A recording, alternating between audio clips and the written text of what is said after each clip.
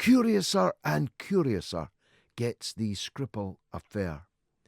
Let me just pose this question to you, dear listeners.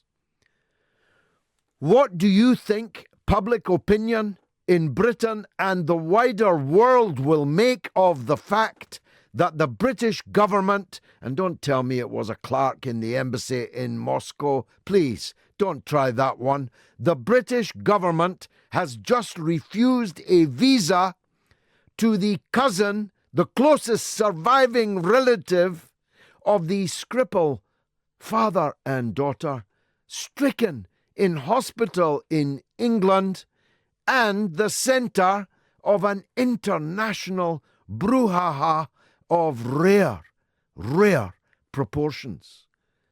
Can you think of any good reason why the British government would refuse a visa to their relative to come and see them, or even to bury their pets that were allowed to die inside their house with no food and no water, a cat and 2 guinea pigs, the Salisbury 3, slain not by military-grade nerve agent, but slain by the idiocy or worse of the people who were standing outside the door while the cat and the guinea pigs perished for the want of a drop of water in rainy Salisbury.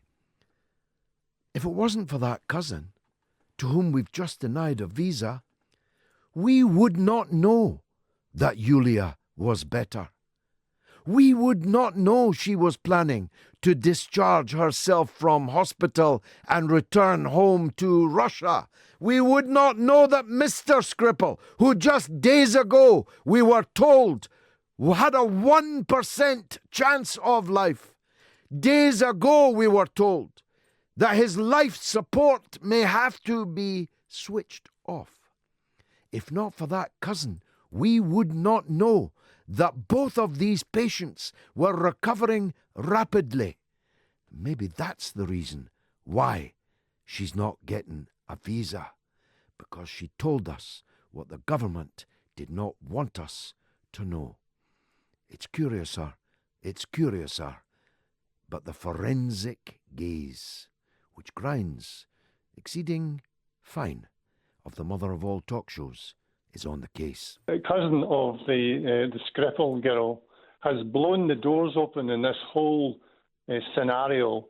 And you can imagine now in the Foreign Office and diplomatic areas and in the central government, there's a wide-scale panic going on just now about what not just the cousin might say, but what the daughter of Skripal might say and what Skripal himself might say once he's recovered from this bad influenza bout that he's had.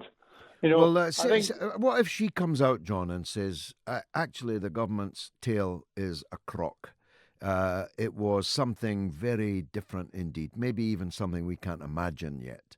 That could bring Theresa May's government down. Absolutely. I think we're embarking on an enormous political international incident that is as big as, and I can go back to Suez, which could very well bring the government down. My best estimate of this is, I think you keep in mind Skripal was responsible for revealing 200 to 300 spies who were working in Europe. So he made a lot of enemies over the last few years. Yeah, that was in his career. That was in his career, John. We've no idea what enemies he might have made in the last 8 years. Well, that was his CV. And what has he been doing over the last 8 years? Has he been wandering into the supermarket to buy some low-cost beer and going to the pub and sitting about the benches in Salisbury? No, what's this man been doing for the last 8 years? So he has lots of enemies. And my best estimate is some of these guys got a bit upset about him and thought, well, let's see what we can do. And as far as the Novichok and the weapons-grade Novichok, I mean, that's just nonsense. I think that story has been killed now, hasn't it? I think the political dimension of this is enormous. I think what you'll see over the next... And why has Boris Johnson's been silent Why is Theresa May being silent? Because they're in a panic. Yeah. They're in a panic. And their allies that they were trumpeting about, I had Rifkind on here a few days ago, trumpeting about all the allies that were backing them. They're all backing them in going backwards. They're jumping ship, going backwards as quick as they can to get out of the situation the British have put them in.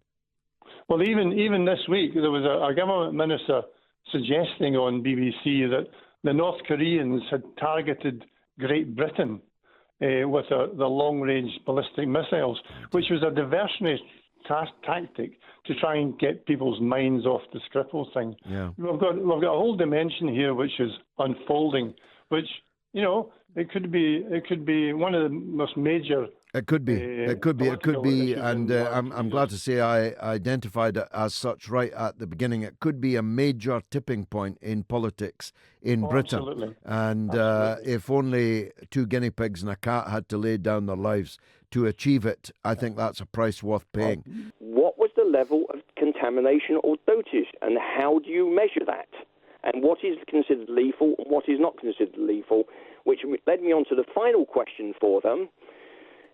At the fall of the former USSR, there was a period of instability, and it's alleged that some government employees were not being paid, and to make up their salaries, they were selling tiny amounts of agent, because it has to be tiny because it's strictly accounted for, on the side to make up their wages.